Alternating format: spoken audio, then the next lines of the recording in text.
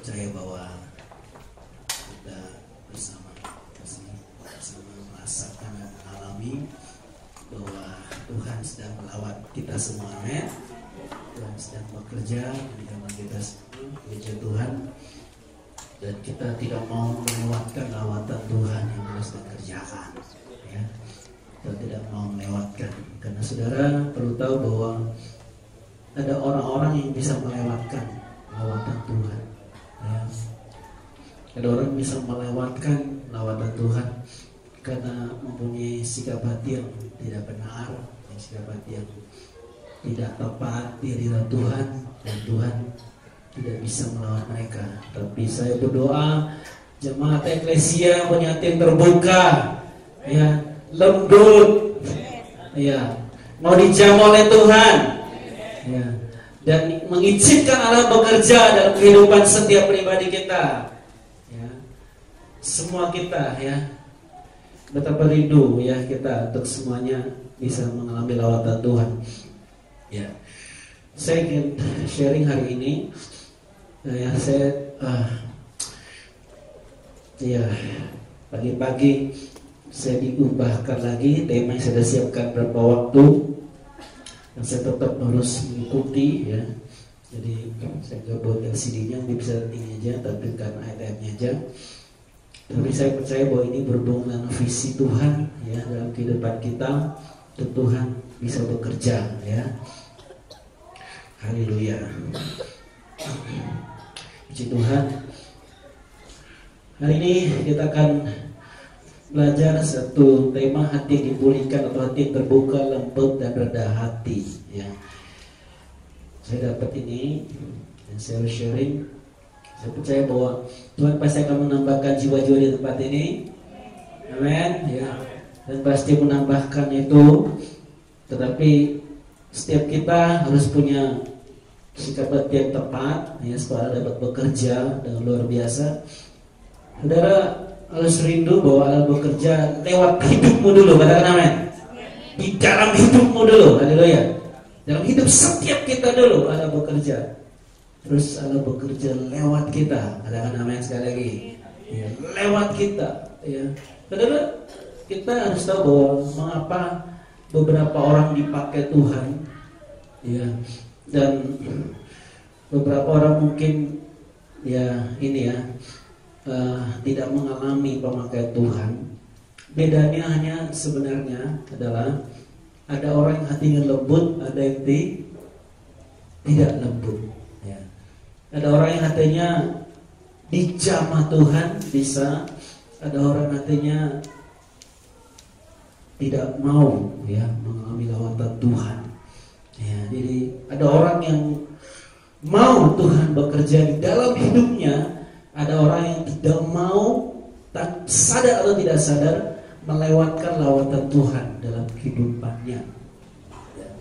Kita harus tahu bahwa Tuhan bisa melawat kita kapan saja, haleluya.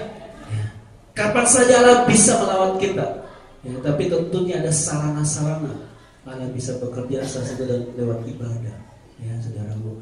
Makanya saya percaya kita datang ibadah, kita siapkan hati kita, ya, untuk mengalami apa yang Tuhan mau, haleluya, ya. Kita harus siapkan hati kita untuk mengalami. Kenapa kalau kita nggak siapkan hati kita, kita lewat, kita miss, ya, apa yang Tuhan sedang kerjakan dalam hidup kita. Kita miss. Dan kalau kita sudah miss itu, ya, kita mungkin butuh waktu berapa lama lagi baru kita mengalami, ya, lawatan Tuhan.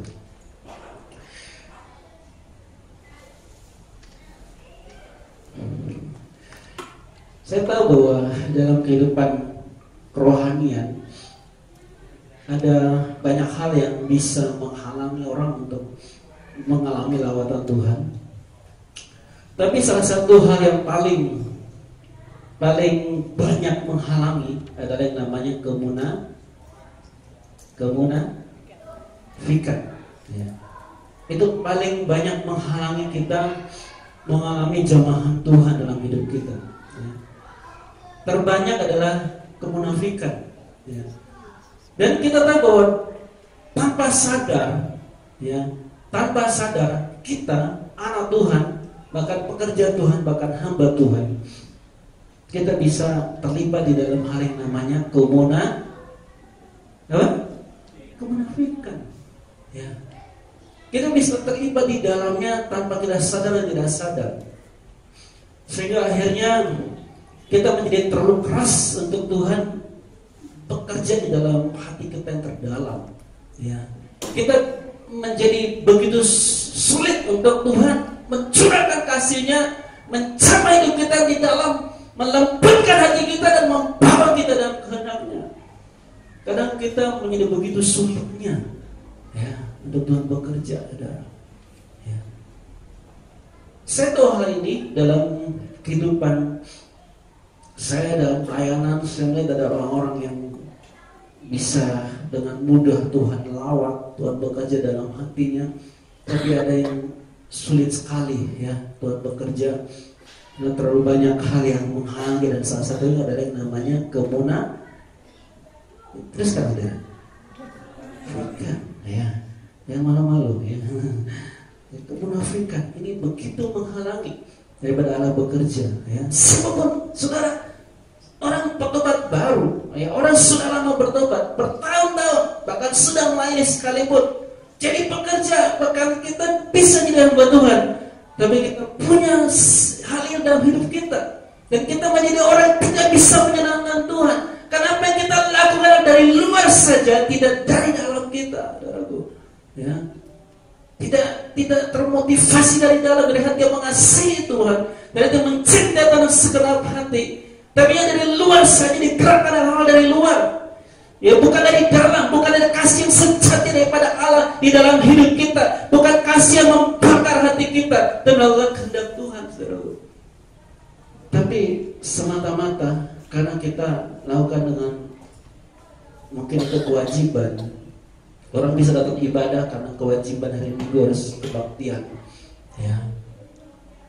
Dia datang semata-mata, ya, karena kewajiban harus datang. Gak salah itu dalam arti, ya.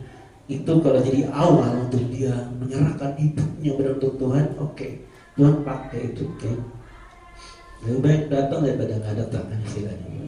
Tetapi saya percaya bahwa yang terbaik adalah orang yang benar-benar punya hati yang rindu sama Tuhan. Amin. Ya, rindu. Ya, tahu kata rindu kan pasti tahu, ya. Semua pernah merindukan, ya, sesuatu atau seseorang, atau, ya, ada ayah merindukan anaknya, gitu, ya. Rindu, ya. Ayah rindu anak, kadang lebih rindu anak daripada istrinya, katanya, ya.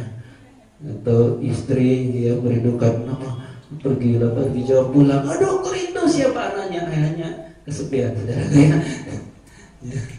Tapi kita tahu bahwa kita bisa mengikuti Tuhan bukan karena kerinduan dalam hati kita untuk mengasihi Dia, tetapi hanya karena sebab-sebab dari luar, ya, dari luar yang berusaha untuk mendorong kita, ya, untuk melakukan hal seperti itu. Dan kita tahu bahwa yang terpenting adalah dari dalam. Nah, banyak orang dalam kehidupannya sudah pada sisi kemunafikan dan gak bisa terbuka lagi hidupnya, dan benar-benar dia kehilangan yang namanya kasih sejati daripada Allah, atau yang namanya kasih mula-mula itu, ya. Kita bisa sangat kehilangan hal itu dalam hidup kita. Kita bisa bahkan menjauh dari kasih mula-mula, ya. Kita bisa menjauh dari kasih yang Allah berikan dalam hidup kita. Kita ingin menjauh daripadanya. Saya seringkali bertanya pada orang, apa yang kita lakukan? Apakah Tuhan yang menjauh daripada kita, atau kita yang menjauh daripada Tuhan? Siapa yang menjauh? Menjauh. Kita yang menjauh dari Tuhan. Kita yang kehilangan, kita yang menjauh sehingga sampai kehilangan kasih itu dalam hidup kita. Satu saat kita mengalami bahwa kita tahu kita dalam kekeringan rohani. Kita tidak tahu kenapa kita dalam keadaan seperti itu. Kita tidak mengalami kasih Allah lagi, tidak ada kasih yang meluap dalam hati kita. Setiap hari lagi kita tidak mengalami itu lagi karena kita sudah menjauh daripadanya. Ya. Kita masih bisa melakukan kegiatan agamawi kita. Kita bisa melakukan apa yang kita lakukan. Seperti waktu kita punya kasih mula-mula, kita tetap melakukan.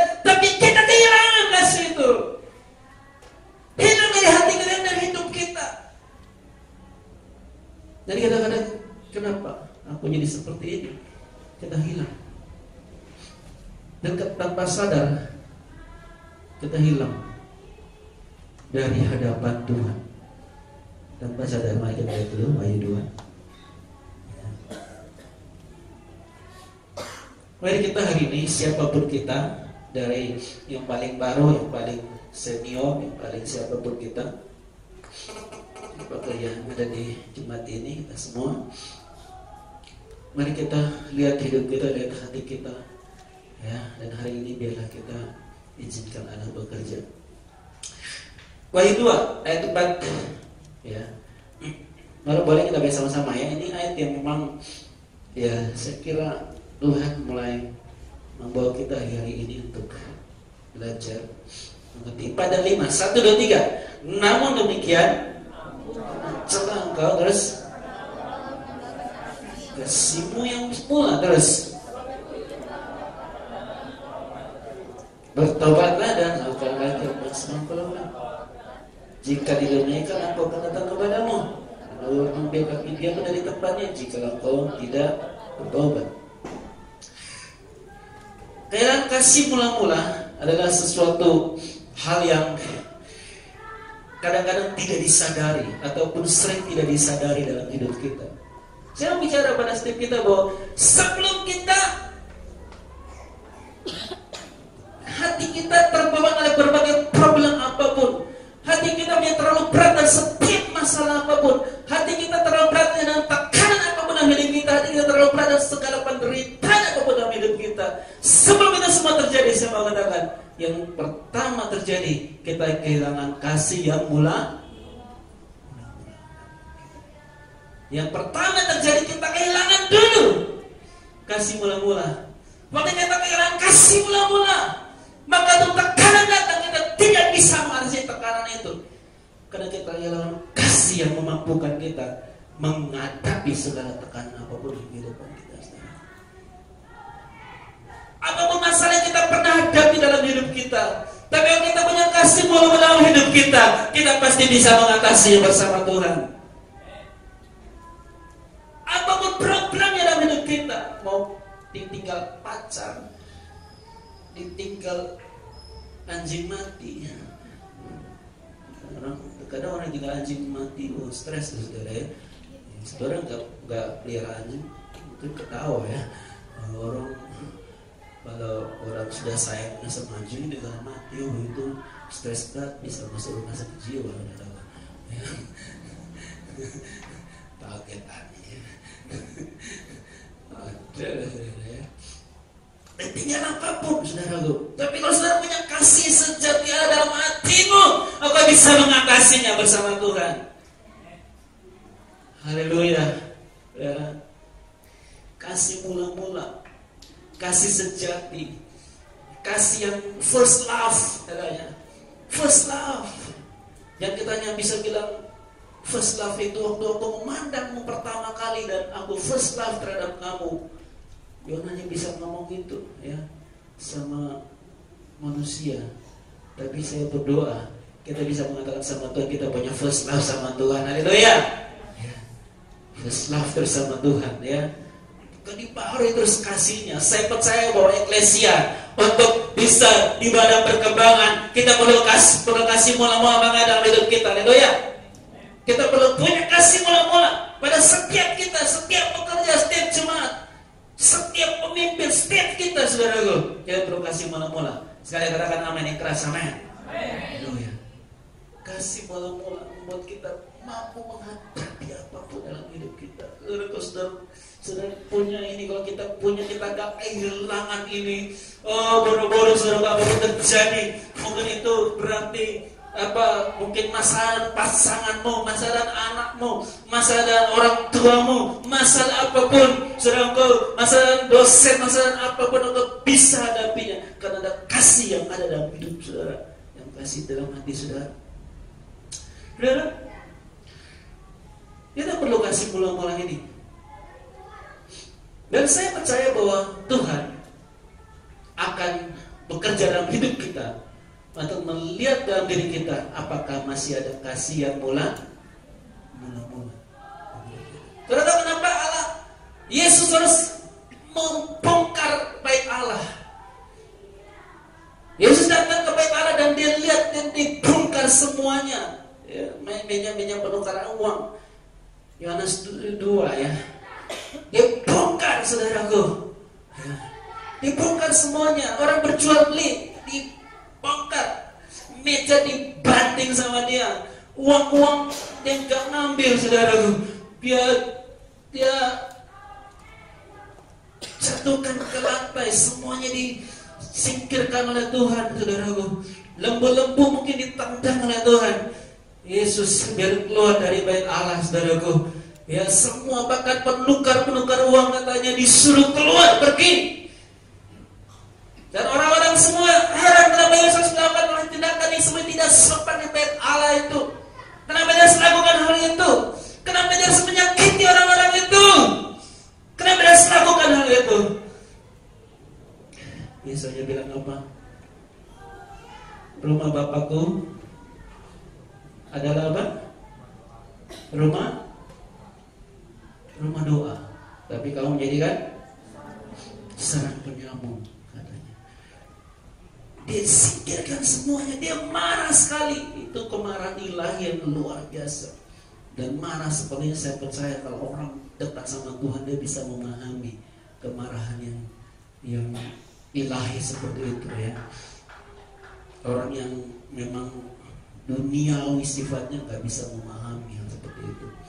Ya. Tapi kenapa Yesus marah? Saya percaya Yesus mencari ada hati yang mengasihi Tuhan dalam bait Allah itu. Haleluya. Saya percaya Yesus mencari kasih itu. Di mana kasih yang sejati itu? Apakah masih murni atau tercemar oleh berbagai hal yang lain? Dia cari dalam hati orang-orang yang ada di sana.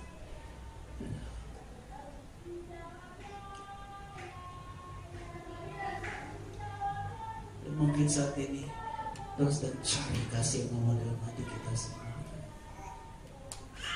Apakah masih ada kasih kepada Dia? Segenap hati kita. Kalau kita sudah terlalu mengasihi diri kita sendiri lebih daripada Tuhan. Kita sudah mengasihi diri kita, mengasihi masa depan kita, mengasihi diri kita sendiri dengan apa yang kita inginkan lebih daripada Dia. Kalau kita bisa membiarkan keinginan kita atau kecintaan kita pada seseorang mengalahkan kecintaan kita kepada Tuhan. Kalau kita katakan Tuhan, walaupun aku cinta orang itu, tapi aku tahu bukan kehendak-Mu, aku mau lebih cinta Engkau dan biarlah kecintakan akan Engkau itu mengalahkan segala apapun dalam hidupku. Haleluya. Kita bisa mengatakan seperti itu kepada Tuhan.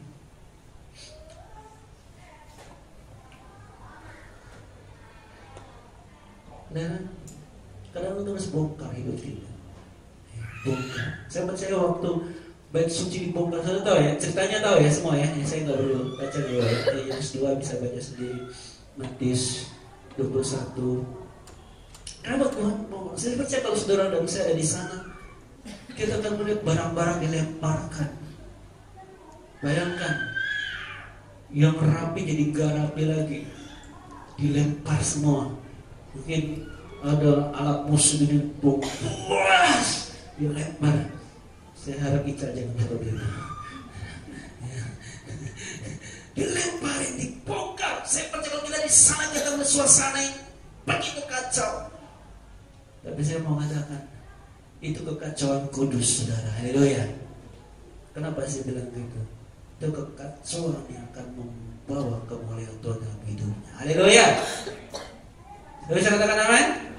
Itu kekacauan yang dibutuhkan untuk Allah bisa membuat sesuatu yang baru di dalam bait Allah itu, saudaraku. Itu kekacauan yang dibutuhkan untuk Tuhan bisa melakukan yang luar biasa di dalam bait Allah itu. Dan saya berdoa, saya percaya kalau eklesia mau menjadi gereja yang luar biasa diberkati oleh Tuhan dan mujizat daripada Tuhan, kita izinkan Tuhan bekerja dalam hati kita. Haleluya. Kasih izinkan Allah bekerja dalam hidup kita, bukan pribadi kita, saudaraku. Tuhan izinkan dibongkar oleh Tuhan, dibongkar dan dilakukan. Saudara, saya mau mengatakan ini terjadi di bait Allah. Sesuai tadi dalam hidup kita pribadi juga. Karena gak usah lah, mungkin terlalu panjang kalau saya harus ngomong bahwa semua orang pasti mengalami pembongkaran dalam hidupnya dia. Terus saya mengalami pembongkaran, amin. Pembongkaran dalam hidupnya. Apa yang direncanakan gagal total, apa yang diinginkan gagal total, semua tidak sesuai rencanamu. Mungkin engkau kecewa. Yang besarnya rasa membongkar engkau untuk menjadi sesuatu yang baru dalam hidup. Haleluya. Kau yang mungkin kuliah sudah punya rancangan masa depan, sudah punya keinginan masa depan. Suatu saat aku lulus kuliah, waktu aku dipasangin pakai toga dan talinya digeser gitu ya. Digeser gitu. Kemudian aku ke kerja, aku bertemu dengan seorang cewek cantik ya. Dan aku akan menikah, kulitnya putih ya. Dan aku akan menikah dengan dia. Ini bukan impian saya ya.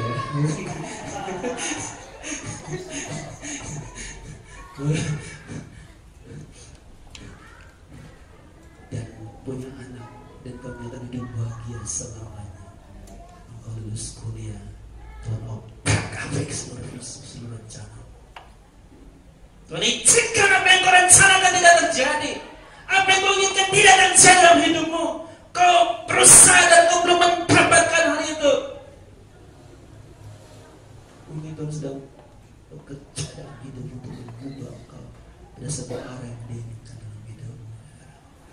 Tuhan sedang mencari hati yang mengasihi dia dalam hidupmu. Saudara percaya, katakan amin. Kita percaya dalam hidupmu, hati yang mengasihi dia ya. Kenapa ya? Dan bongkaran luar biasa.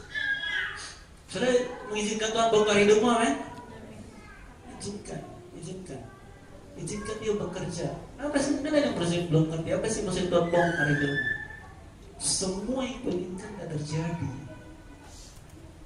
Semua yang kau dambakan hilang. Bahkan kuliah yang kau rancang baik-baik gak jadi seperti yang kau mau. Padahal seperti itu ya, gak terjadi.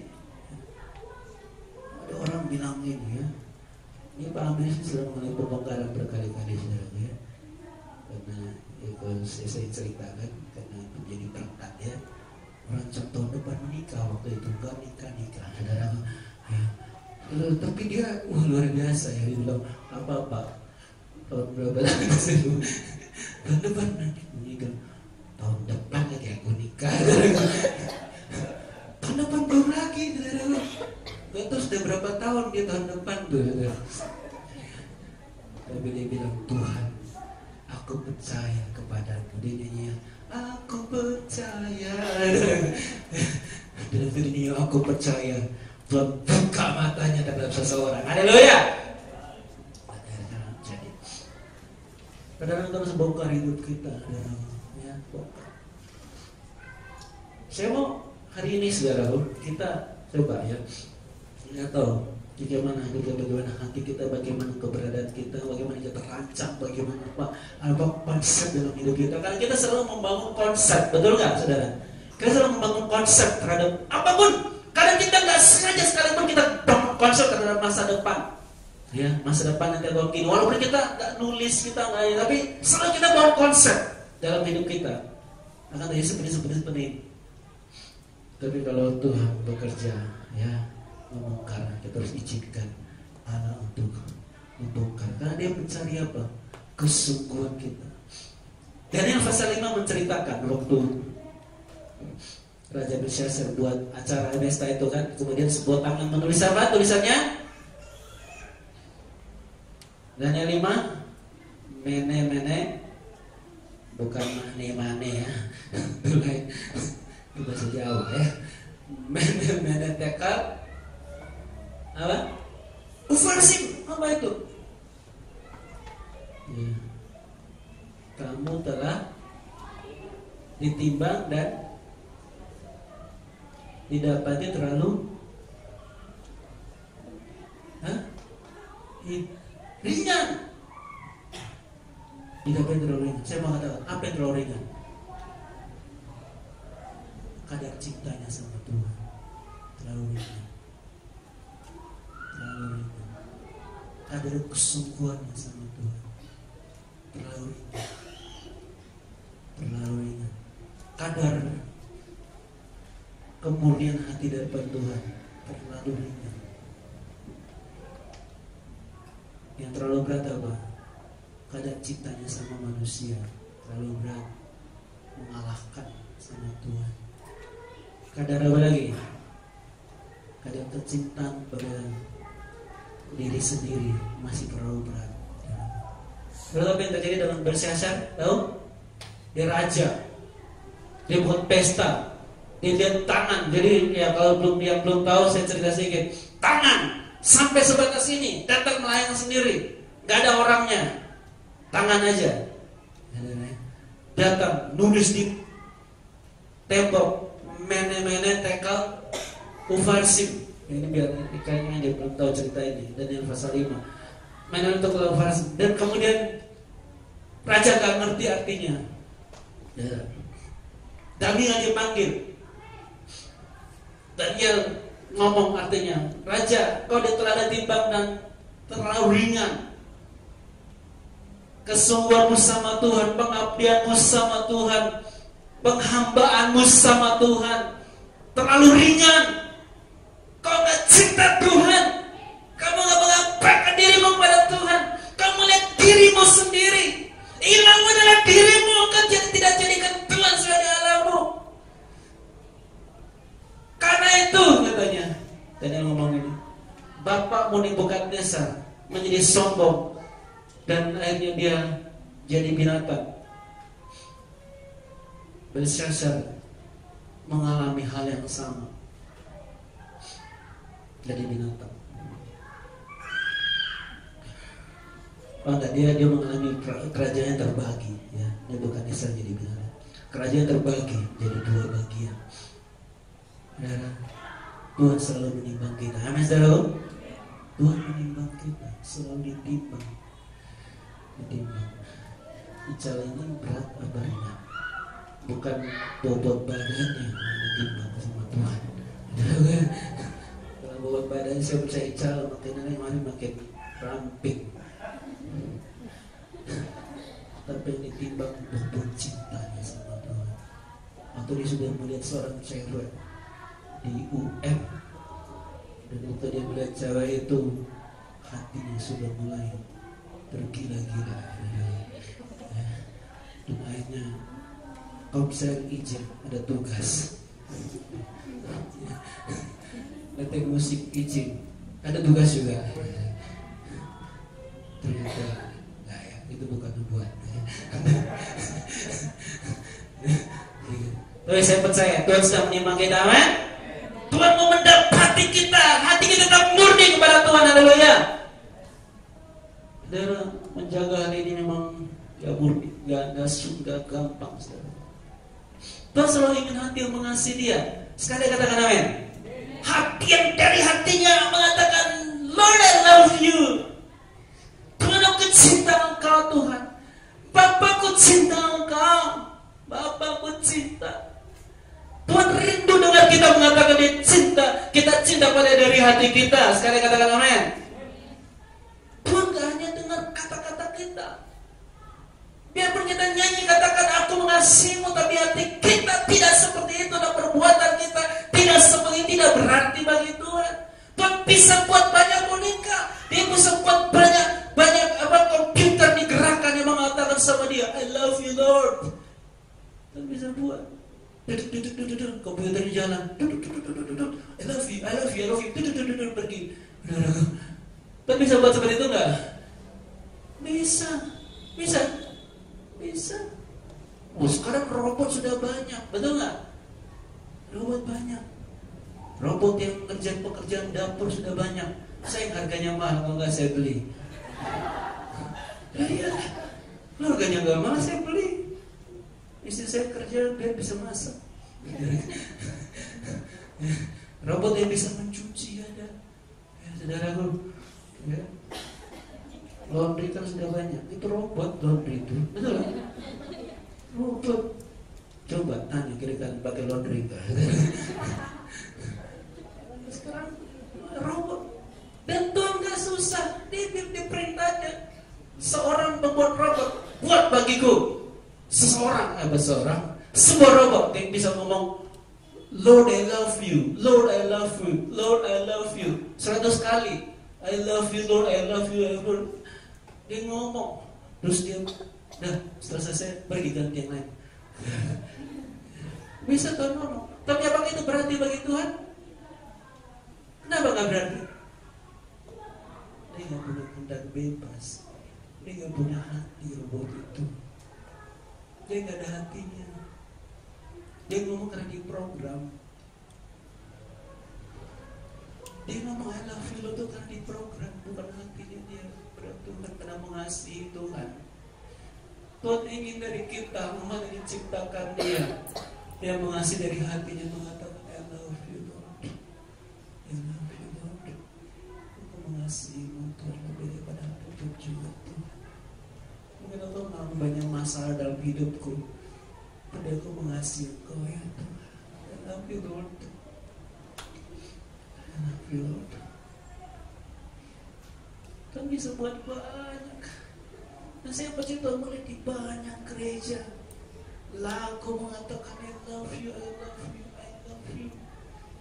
Tapi saya tahu Tuhan melihat dari atas, dia lihat banyak orang ngomong bukan dari hatinya dia.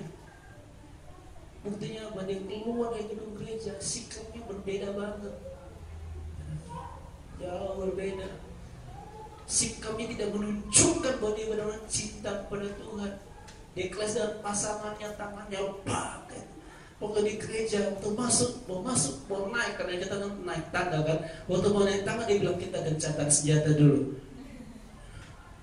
Setelah selesai, amin, langsung kita mana lagi. Saya baca di sini nggak ada, jadi baik-baik semua. Ya, karena banyak yang belum nikah kan. Kita mau cinta kepada Tuhan, amin. Dan aku Tuhan mencari. Saya baca Tuhan mencari. God seek our heart, God seek Tuhan. Mencari. Mengapa orang bisa mengalami kekeringan rohani? Ya karena itu. Dia kehilangan kasih mula-mula. Mengapa orang beban berat? Ya karena itu, saudaraku. Tapi banyak orang yang sudah seperti itu masih tetap dalam hidup yang kemunafikan, saudaraku. Ini problem yang saya kembali ke atas ini.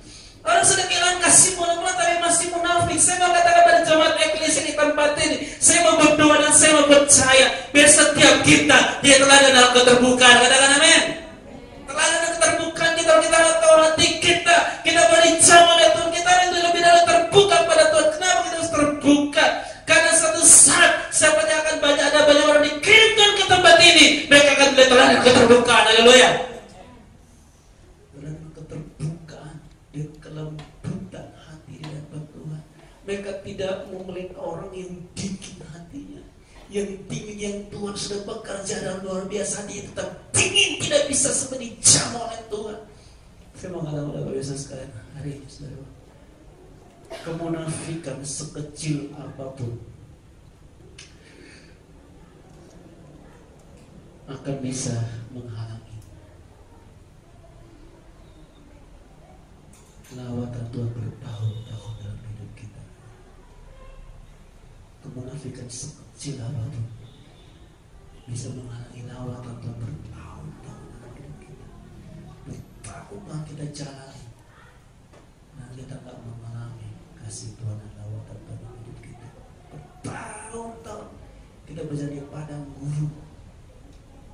Saya tetap katakan, saudara, saya tahu ada yang benar-benar saya ngomong, tapi gak benar-benar meresponi apa yang saya ngomong. Saya mengatakan, salah satu penghalang orang mengalami breakthrough dan luar biasa dalam hidupnya adalah kemunafikan.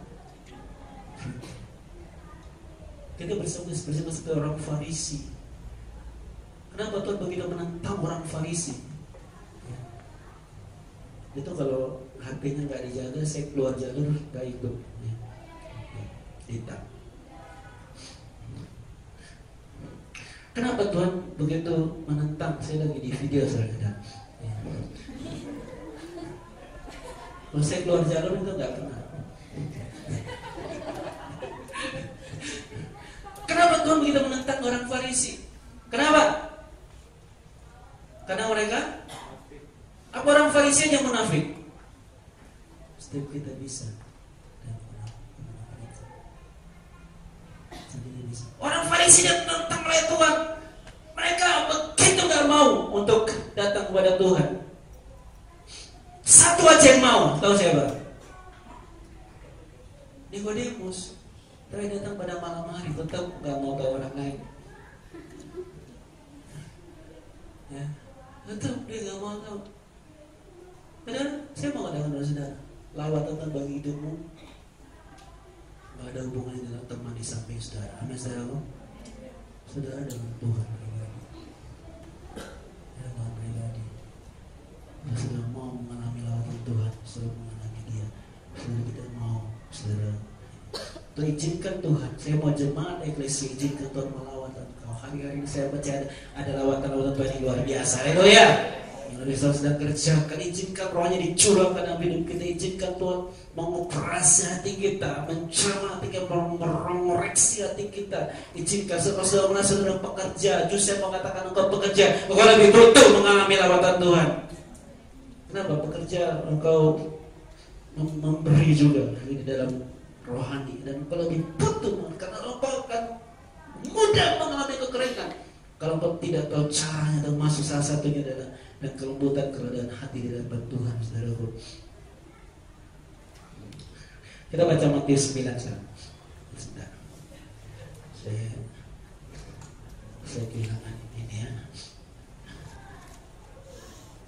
Saya kehilangan yang dinding.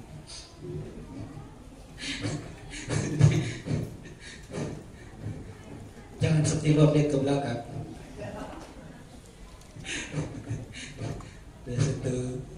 Di situ gereja orang selalu gitu lihat ke belakang jam berapa ya, gembalanya pasang situ. Jangan seperti lo, kamu lihat ke belakang jadi tiang batu, tiang garam. Lihat ke belakang. Matius 9. Haleluya. Ayat 17. Ayat 16 mulai. Baca sama-sama ayat ini. Saya percaya ini untuk eklesia. Haleluya. Saya katakan amin yang keras, amin. Haleluya. 16-17 baca sama-sama. 1, 2, 3. Tidak seorang pun menambahkan secari kain yang belum susut pada baju yang tua, karena jika demikian kain penambal itu akan mencabik baju itu, lalu makin besarlah koyaknya. Begitu pula anggur yang baru tidak diisikan pada kantong kulit yang tua, karena jika demikian sehingga anggur itu terbuang dan kantong itu pun hancur. Tapi anggur yang baru disimpan dalam kantong yang baru pula, dan demikian terpelihara kedua-duanya. Saudara mau anggur yang baru daripada Tuhan? Ya, kita selalu mau anggur yang baru, urapan yang baru, kuasa yang baru, perenang pewahyuan yang baru, berkat yang baru Tuhan curahkan. Saya percaya kita selalu membutuhkan mana dari surga itu. Haleluya. Kita selalu membutuhkan pengurapan dari tempat yang mati dan mengada bagi hidup kita. Kita selalu membutuhkan pengurapan penyertaan dalam hidup kita, dan bakat saja dalam kuliah dalam hidup sehari-hari. Kita selalu membutuhkan Tuhan dalam hidup kita. Kita selalu membutuhkan anggur yang baru itu dalam hidup kita, adalah. Tapi saya mau katakan, anggur yang baru itu tidak bisa dicurahkan dalam hidup kita kalau kita nggak bisa punya kehidupan yang apa? Baru. Apa ini kehidupan yang baru? Hati kita masih keras, hati kita nggak lembut, hati kita nggak terbuka. Kita lebih mementingkan ego kita, kesombongan kita seperti orang Farisi. Kita masih mementingkan itu lebih daripada apa yang Tuhan mau berikan bagi kita. Saya mau katakan bahwa di tempat ini Tuhan bisa berikan sesuatu yang luar biasa bagi hidup kita. Haleluya. Betul, kita buka hati kita karena Tuhan. Aku mau alirkan dalam hidupku Tuhan. Alirkan hidup aku mau Tuhan. Aku tidak hidup dalam kemunafikan. Aku tidak hidup dalam hal seperti itu. Saya tidak tahu siapapun kita di tempat ini. Saya tidak tahu. Yang saya tahu jemaat ini ada dalam suatu aliran gerakan yang makin lama makin besar. Makin besar. Tapi yang saya juga tahu adalah setiap kita jemaat Tuhan, kita punya peran dalam hati yang benar di hadapan Tuhan. Saya nggak tahu bahwa sampai saat ini ada di antara kita yang masih sering mengeraskan hati. Saya sering katakan gini kan, saya tahu kalau WA sering katakan, gimana kabarnya hari ini? Biasa jawabannya apa? Luar biasa. Atau biasa di luar. Luar biasa, biasa di luar. Ya. Atau biasa di dalam dan di luar. Saya tidak tahu. Tapi yang saya tahu, cukup sering ada orang yang sebenarnya ada kehancuran dalam hidupnya dia. Ya. Entah baru terjadi, entah lama terjadi. Saudara datang ke tempat ini, saya penentuan bagi hidupmu. Amin. Tuhan banyak bersama hidupmu lewat tempat ini. Dan saya mau katakan bahwa tempat ini memang melahirkan banyak orang yang luar biasa juga. Jadi bisa katakan seperti itu. Dan dapat saya bahwa ada suatu pengurapan Tuhan yang membawa kita membawa kita terhadap hal yang luar biasa bagi Tuhan. Tapi itu nggak akan bisa terjadi kalau kita tetap memegang teguh dengan hati yang tidak mau diubah, dibentuk oleh Tuhan dalam hidup kita. Di hari ini saudara, untuk kita pribadi tempat ini, maupun saya percaya akan banyak orang Tuhan berikan. Mari jemaat Tuhan, saudara yang ada di tempat ini berharga banget, spesial dilawat oleh Tuhan. Dan saya percaya lewat saudara dilawat oleh Tuhan, Tuhan akan pakai hidup untuk melawat orang lain. Haleluya. Kalau dipulihkan untuk memulihkan orang lain. Tapi sebelumnya mari tanggalkan kemunafikan dari hidup kita, tanggalkan dari hati kita, tanggalkan dari keberadaan kita, tanggalkan topik-topik yang ada dalam hidup kita, tanggalkan. Kau bisa menipu Tuhan, engkau bisa menipu orang lain, kau bisa menipu Tuhan. Tuhan tahu siapa kita dan hidup kita. Raja Daud mengatakan, Tuhan selidikilah aku ya Tuhan, selidiki aku Tuhan, lihatlah apakah jalanku serong di hadapan-Mu ya Tuhan. Kembalikan aku kepada kasih-Mu ya Tuhan. Mari kita